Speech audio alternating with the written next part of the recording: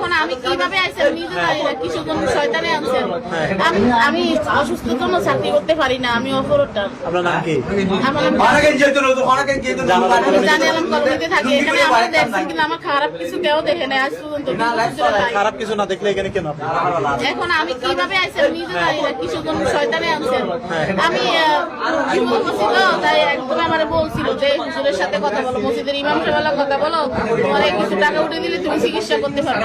তো ওনার সাথে আমি কথা বলছিলাম, বলছিলাম মতন উনি বলছে জুমার আগে আইছি। আমি জুমার আগে আসতে পারি না, আসরের আগে আইসি। আর ওই মানুষই বলছে আর আমার কিছু টাকা দিচ্ছিল, ওই মানুষে দিচ্ছিল। তাই ওই টাকা দিয়ে আমি ওষুধ কিনে খাইছিলাম, আমি চাকরি করতে পারি না।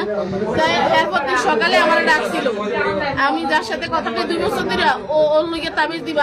আমার একটা ছবি আছে হুজুরের, তোমার একটা ছবি দিছিলাম।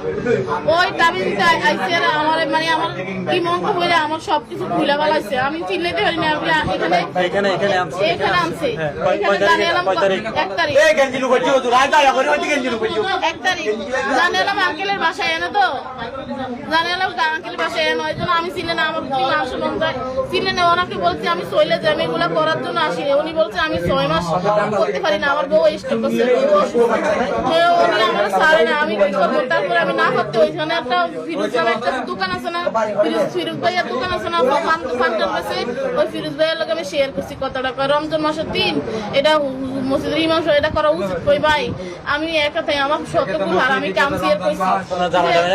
আরে ভাই